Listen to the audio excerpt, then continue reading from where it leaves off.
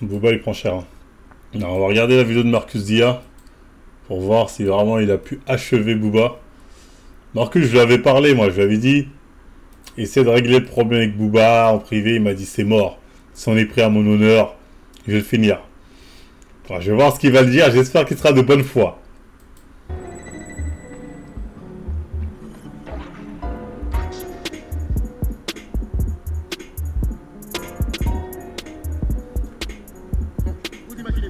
J'ai essayé de faire le médiateur, j'ai essayé.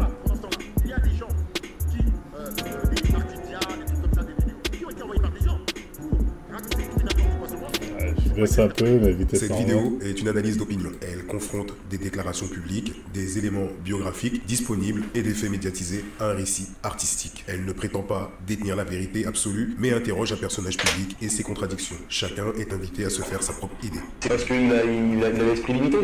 Il a l'esprit limité, il a l'esprit fermé. C'est tout. C'est-à-dire qu'il n'a pas compris que le rap, justement, c'est être authentique. Il parlait des choses de la vie avec authenticité, tu vois ce que je veux dire. Moi, j'espère que Booba, quand il dit qu'il vient de la rue et que c'est un vrai caïd, un vrai gangster, j'espère pour lui que c'est authentique et que c'est vraiment vrai. Tu vois, à partir de ce moment-là, il a mon respect. Mais si c'est exagéré ou si c'est inventé ou si c'est pour se donner un style, c'est un peu triste, tu vois. Autant parler vraiment de sa vie. Booba, il est diffusé 2 fois plus que moi. Moi, je m'entends pas nulle part sur pas de radio. Moi, je suis indépendant, tu vois. On est des producteurs, on est des indés. Moi, je suis un vrai underground, attention. Moi, je viens de la campagne et tout.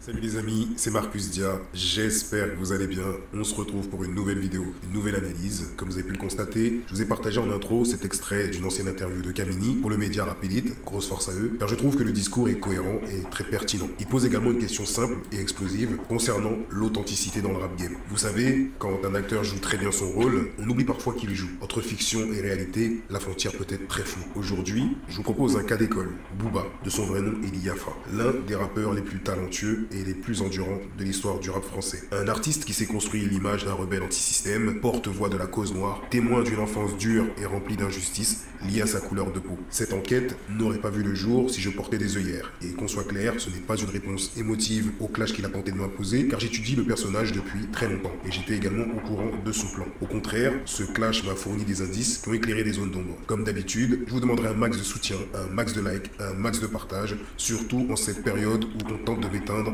et me censurer en faisant sauter mes différents comptes sur les réseaux sociaux. En faisant cette analyse, mon objectif n'est pas de débunker un homme, mais de comprendre un personnage, d'interroger le dualisme entre Dr Eli, l'homme socialisé, et Mr Booba, le rebelle médiatique. Vous aurez compris la référence avec Dr Jekyll et Mr Hyde. Booba est-il ce qu'il prétend être? Ou bien joue-t-il un rôle façonné par ou pour le système? Depuis Lunatique jusqu'à ses projets solo, Booba bâtit un récit, celui d'un métis ayant subi le racisme, témoignant dans ses morceaux de la traite négrière, du colonialisme, le chantre d'un réveil africain. Son œuvre regorge de références, l'île de Gorée, les négriers, de punchlines fortes où il parle d'union, de réveil, d'une rébellion. Car la rébellion de l'Afrique et des Antilles.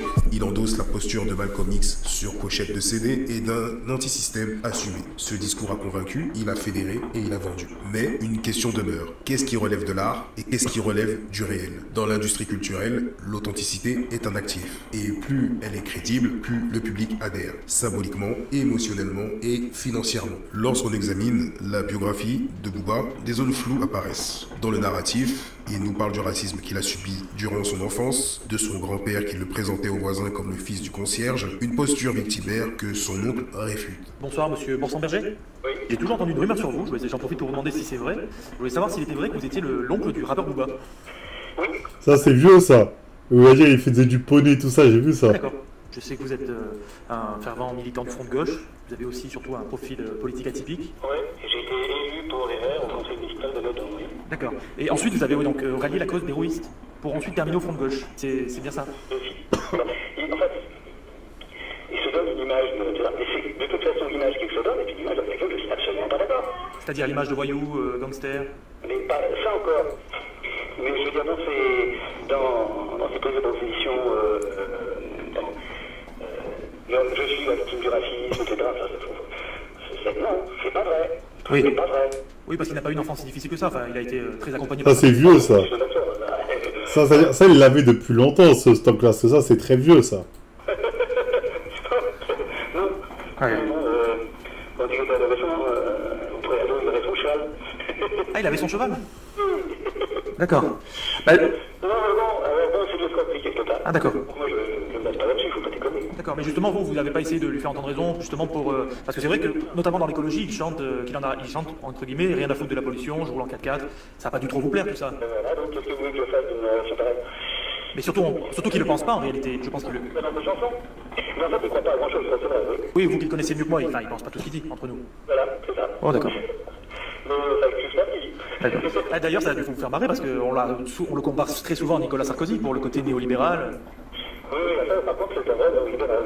Ouais, le côté bling-bling. C'est un côté obligé. C'est-à-dire? C'est pas la gueule. Ah, d'accord, ok. Ah, vous entendez plus aujourd'hui? Si, mais pourquoi? Enfin, on se fait pas, c'est tout. D'accord. Non, moi, je m'assure. D'accord, très bien.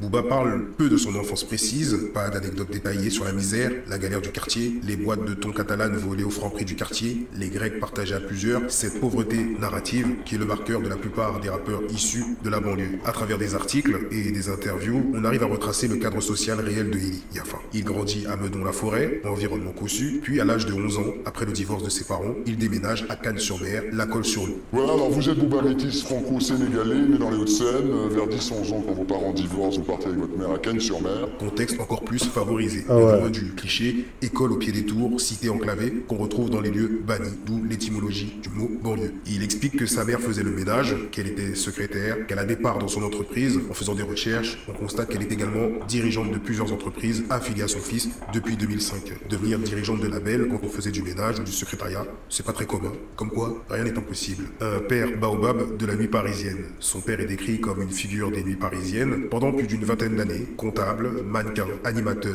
homme de réseau, proche d'artistes internationaux. Ah ouais, son père c'était ça, je savais pas ça. Son père c'était vraiment quelqu'un. Éduqué, cosmopolite, parfois même chanteur. Ce portrait n'a rien du profil précaire. Et comme le dit son fils, surtout à une époque où les négros n'étaient pas à la mode. Cette réalité est loin d'être honteuse. À part quelques clichés du père qui se déguise et qui pourraient ternir l'image du gangsta rappeur, le récit public fait abstraction de l'histoire de son père, qui pourtant s'affiche avec Ray Charles, James Brown, Johnny Hallyday, Claude Nougaro, Koffi Olomide et tant d'autres. Dans une interview, Eli nous parle de son échange scolaire aux États-Unis. Et l'été de vos 15 ans, vous allez Ah ouais. Il part en échange scolaire aux USA, plusieurs mois au début des années 90. Concrètement, il devait partir un mois et puis ça s'est transformé en un semestre. À l'époque, c'est une expérience sélective, voire élitiste, car très chère et surtout rare. Difficile d'accorder cette expérience aux petits banlieusards sans moyens. Si quelqu'un parmi vous a eu droit à cet échange scolaire, faites-le moi savoir à travers les commentaires. Bien évidemment, tout cela ne disqualifie pas l'artiste et encore moins son talent, mais ça recontextualise. Le vécu banlieue rude semble plus tardif. Fin d'adolescence, début de la majorité, lorsque Booba se mêle à l'école du 9-2 de Zoxy, passe par la danse avec la Clica, se lie à Lunatic avec son binôme Ali, etc. Autrement dit, la street crédibilité s'est construite après, par immersion, par connexion, voire même par stratégie pour certains. Dans l'imaginaire rap, et à cette époque, la street crédibilité est un langage. Eli devient Booba et l'endosse. Collectif 9-2i, proximité avec des artistes validés par la rue, passage en prison suite à un taxi basket, juste avant la sortie de l'album Mauvais Oeil avec Ali, un tampon street crédibilité. Featuring avec des rappeurs dits de rue, comme certains membres de la mafia Quinfri, ou bien même Mac Taylor, homologation symbolique. Eli Yafa voulait devenir ce qu'il aurait dû être. Mais que voulait-il devenir? Vu que nous sommes dans le domaine de l'acteurisme, dans le monde du cinéma, un Nino Brown dans New Jack City, ou un Tony Montana dans Scarface, expliquent qu'ils n'ont pas grandi avec une cuillère en or dans la bouche, et qu'ils ont été conditionnés à être ce qu'ils sont devenus, à cause de leur classe sociale, à cause de la misère sociale. À la différence de ces personnages, la racine sociale d'Eli Yafa n'est pas la misère, car il est d'un plus haut standing par rapport à ses homologues rappeurs de l'époque. D'où la thèse d'un rôle finement joué, d'un rappeur qui a performé la rue après un court flirt avec elle. Et quand on parle de performance, il est très fort en termes de dissonance militante. Là où le bas blesse, c'est quand les mots et les actes de Booba contredisent son récit. Il est capable d'utiliser le champ lexical d'un colon en traitant un noir d'esclave. Dans sa démarche de vouloir humilier et rabaisser ce noir, il va parler de plantation, de coups de fouet. L'appeler Toby en référence à l'esclave Kunta Kinte dans le film Racine, qui a marqué notre enfance. Des insultes racistes faites en public qui ne seront condamnées par personne et aucun média. Preuve de la banalisation du racisme et de la résignation. Il est à moitié noir. Face à des humiliations perçues comme ordinaires. Il n'est pas étonnant qu'aujourd'hui, certains négrophobes puissent utiliser des termes comme pasteur cannibale quand ils veulent identifier des noirs sur les réseaux sociaux, et notamment les humilier. Comment concilier ces armes lexicales avec 30 ans d'un discours sur la dignité noire, de ses pseudo-larmes sur l'île de Gorée, de son discours anti-colon?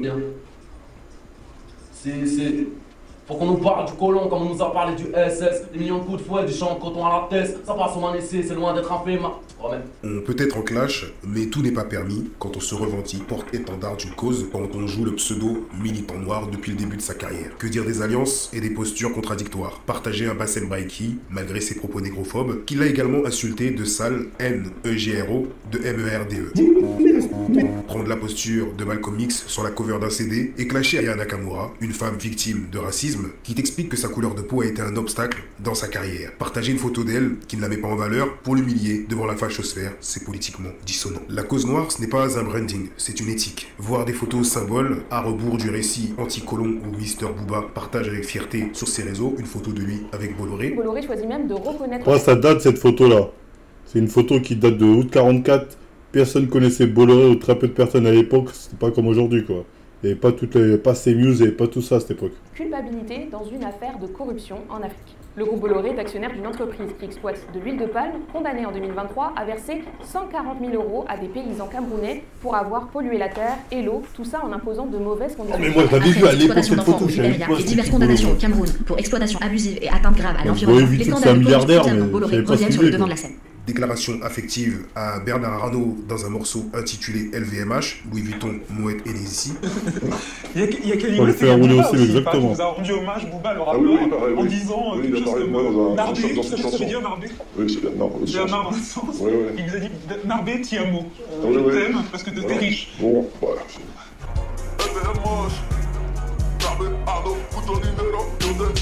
Suspect de la part d'un rappeur qui nous bassine depuis des années avec son discours anti-colon, mais qui encense une marque qui participait à des expositions coloniales. Petit rappel de ma part, dans une ancienne vidéo qui date de 5-6 ans. Une petite dernière pour la route, entrée du stand Louis Vuitton lors de l'exposition coloniale internationale de Paris de 1931. C'est-à-dire que ça date même pas de 80 ans. C'est tout frais.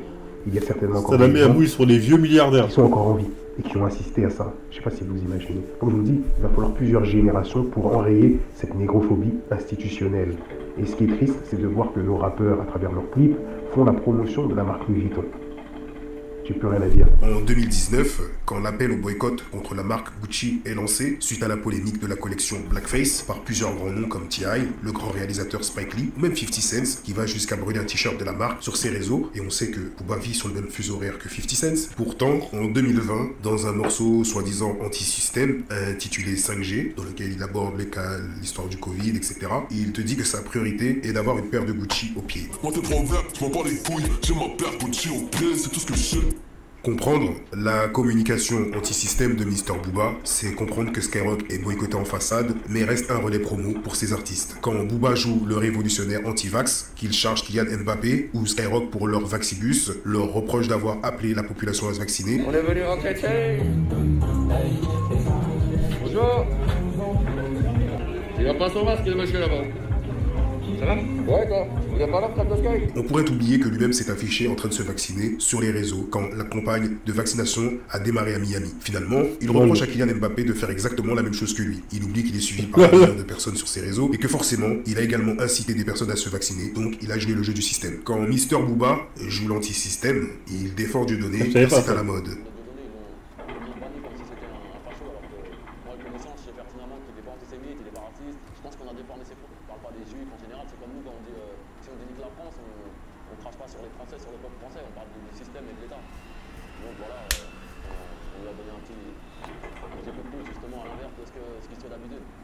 Sinon, on ne soutient pas, personne ne va soutenir.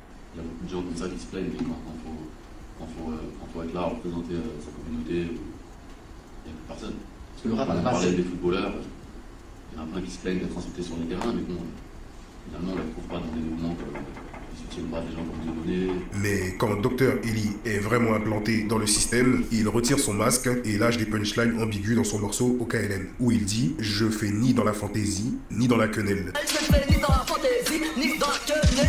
D'ailleurs, à cette époque, Dieudonné ou un membre de son équipe avait traité Booba de lâche pour ensuite se raviser. Quand Booba fait une erreur de communication sur le conflit israélo-palestinien, comme demander au public de ne plus faire des débats sur le conflit sous ses publications, acte qui va être très mal perçu et très mal accueilli, critiqué par Tariq Ramadan, Saïd Tagmaoui, il va répondre en chanson avec son morceau 3G et recycler son ancienne punchline qu'il avait lâchée dans son morceau Destiné. Je suis d'humeur palestinienne, histoire de faire comprendre qu'il a toujours supporté la cause, à tel point qu'on pourrait oublier son ancienne interview avec Michael Seba ban de confession juive en 2004 pour le média Technicart qui lui a demandé des précisions sur cette punchline. Et il fera comprendre qu'il n'y a rien de militant dans cette punchline et que c'était surtout pour la rime. Je vais vous lire un petit extrait. T'avais un lyrics qui disait que t'étais d'humeur palestinienne. Booba. C'est parce que je suis de mauvaise humeur, c'est tout. Et à la télé, quand je vois un Palestinien, il est toujours soit en sang, soit en train de lancer des pierres. Nickel, c'est ban. Mais t'es d'accord que je suis d'humeur palestinienne, ça peut vouloir dire le mec qui se fait péter avec la ceinture d'explosifs aussi. Booba. Un mec bien énervé, bien chaud. Nickel, c'est ban. Si t'es d'humeur palestinienne, c'est qui l'israélien?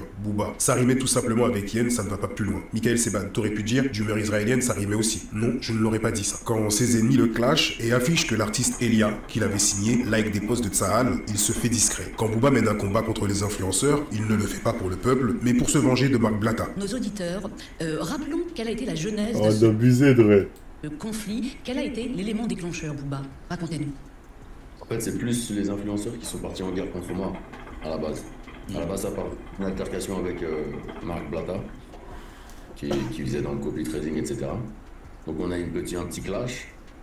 Et suite à ce clash, vu que j'ai une forte communauté, en fait, c'est les gens qui m'ont, pour m'aider dans mon clash, qui m'ont partagé des informations sur leurs dérives, etc., sur ce qu'ils faisaient. Il peut trouver comme allié dans ce combat contre les influenceurs qu'il qualifie d'influx-voleurs, l'escroc à la taxe carbone, Greg Zami, et lui trouver des excuses. Les deux hommes sont devenus très amis. On veut juste abattre l'ennemi. Et d'avoir quelqu'un comme Grégory Zami, c'est extraordinaire, parce que je disais, c'est un peu comme le film avec Leonardo DiCaprio, Attrape-moi si tu veux. Ouais, Elias, c'est une sioniste d'éther. C'est qui Greg Zami, Booba, pour vous? C'est un fumier. Bah, c'est un genre de génie. Parce que le CO2, bon oui, ils ont volé de l'argent, mais à l'État, et l'État aussi nous vole de l'argent. Donc c'est carrément de bonne guerre. Booba vante les bienfaits du communautarisme. Et vous dites, et là c'est intéressant par rapport à ce que dit Payan, non? Je ne crois pas du tout à l'intégration, je préfère le système des communautés à l'américaine. Donc vous pensez que l'intégration républicaine à la française, c'est un modèle obsolète? Ouais, je pense que c'est hypocrite. Ouais. Pour vous, l'avenir est au communautarisme en fait. Vous pensez que l'intégration républicaine, c'est un modèle dépassé? Bon, je pense. En tout cas, ici, ça marche pas, apparemment. Se sent proche des plus noirs que lui. Encore trop jeune pour qu'on me traite de sale renoir. Je me sens proche des micros plus noirs que moi. Cette pensée ne reflète pas réellement les partenariats majeurs qu'il a pu faire durant sa carrière, notamment dans le business. Que ce soit pour sa marque Cut, son whisky DUC, ou même le média OKLM, j'en passe. Passant par sa manageuse de longue date, on observe et on constate une composition non communautaire. Tandis que la sécurité et la street crédibilité sont plutôt assurées par ses frères noirs. Parfois, on a le sentiment qu'il les met à la tête de business qu'il a pu obtenir avec ses collaborations pour entretenir un lien fraternel ou amical illusoire. Car en vérité, ses frères, on les voit à travers ses stories que lorsqu'il est en déplacement et certainement pas quand il est à Miami. Ça me fait penser à Kémy Séba qui, dans ses discours, voit un monde tout en noir et qu'il ne peut se mélanger, mais qui embauche Juan Branco pour le défendre. Si on devait rester dans la théorie du jeu d'acteur, je dirais business avec l'établissement, force avec la rue. Et c'est pas mal en soi. C'est même plus cohérent avec une stratégie d'acteur plutôt que celle d'un militant authentique. Un vrai anti-système met en danger l'économie symbolique des grands médias. Or, Booba a toujours été bien accueilli. Son côté bad boy était monétisable et surtout bankable. Ses provocations, ses déclarations sont relayées et font tourner la machine. Dans ce sens, Mister Booba, l'anti-système de façade, est la meilleure carte du Dr Eli, le pragmatique du système. En même temps, ce qu'il propose et ce qu'il vend n'a pas pour ambition d'élever qui que ce soit et être contre le système. Je me souviens d'une interview de Booba qui partageait l'affiche avec Kémy Séba dans le journal Pro Noir Négus, dans lequel il jouait le panafricaniste qui affirmait être le négro qui ira leur arracher notre culture. Est-ce qu'on arrache une culture en divisant, en tapant sur ses petits frères noirs? 30 ans de carrière, une influence immense, un talent narratif indéniable, mais la question est rude. Qu'a-t-il apporté à la communauté noire? A-t-il uni ou divisé? A-t-il protégé ou exposé? A-t-il élevé des artistes noirs ou saboté des trajectoires par des clashs gratuits? A-t-il construit des coalitions réelles ou surtout consolidé sa propre forteresse? Fait-il taire son oncle? Marcus, ce qu'il dit, c'est pertinent. Mais Marcus, après toutes ces années où les gens te disaient fais Booba, tu disais j'ai rien sur Booba, j'ai rien. Booba il clashait les gens, tu dis Booba a raison de les cacher parce que tant, parce que si, parce que ça. Là, tu nous sors ça, ça la fout mal un peu. Tu vois, ça la fout mal un peu. Même si ce qu'il dit, ça s'entend, tu vois.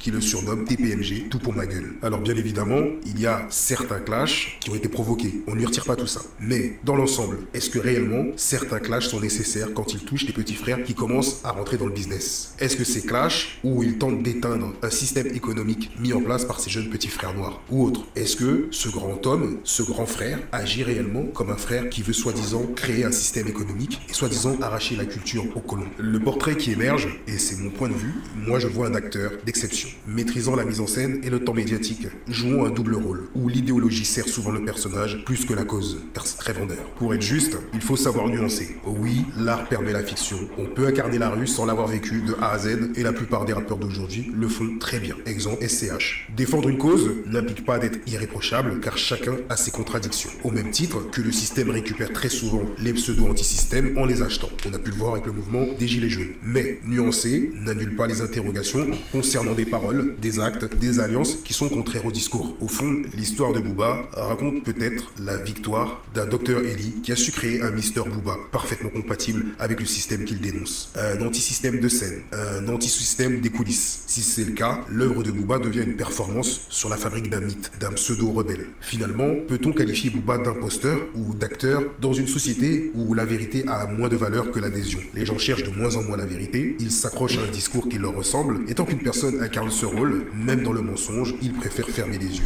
Si demain on vous dit par exemple que Rima Hassan travaille pour le Mossad, je peux vous garantir que certaines personnes refuseront de le croire, car elles préfèrent une illusion qui rassure plutôt que la réalité. Le spectateur, finalement, est complice, et les figurants sont consentants. Les amis, cette première partie arrive à sa fin. Si le contenu vous a plu, n'hésitez pas à utiliser... C'est que la première partie, bordel, et l'option boost pour donner de la force. Je vous dis à très bientôt pour une prochaine analyse. Je suis désolé, si ça c'est que la première partie, Booba il est mort. Parce que là déjà il a sorti les trucs, j'étais pas au courant perso, tu vois.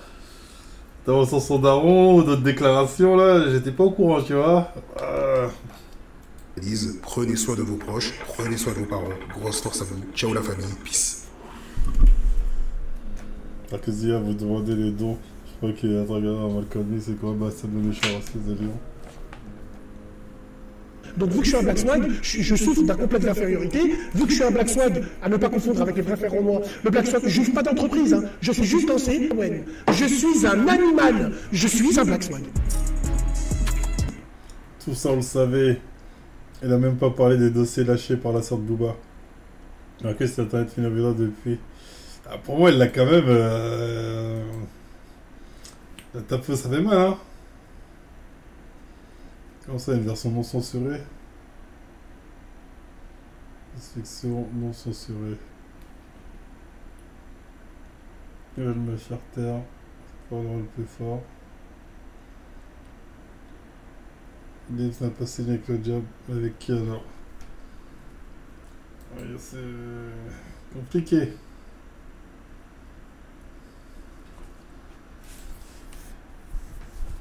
La partie, moi c'est la partie Just Buzz qui m'a étonné, Ouais, c'est... Après, pour ton carrière, forcément, ouais, t'as des contradictions, t'as les trucs où là t'as changé, tu vois. Non, on sent que c'est un homme, voilà, qui en avait gros sur la patate, quoi. J'ai jamais eu vous voir en tant que Brian Ward. Bon, après, moi, je m'en bats les couilles, en tous les cas, c'est ça qui m'empêchera d'écouter ses sons. Il sera jamais mort de 1, 2, 1. Marcus laisse beaucoup de zones de flou volontairement pour nous laisser en conflit. Si Booba n'a pas aidé les Noirs à pas relever le rap dans l'industrie musicale, pensez à personne qui l'a fait. C'est pas faux. Ça sent pas bien si t'es au-dessus de moi, même pas. C'est juste, je m'attendais pas à ce que ce soit un tel bourgeois. On publie uniquement les dossiers publics et la son daron, mais on savait déjà que c'était un fils de... Donc oui, on savait, mais je pensais que c'était de côté de sa daronne. Non, la fuite de Booba va rien changer au cadre off. Mais bon, qu'est-ce que je te dis?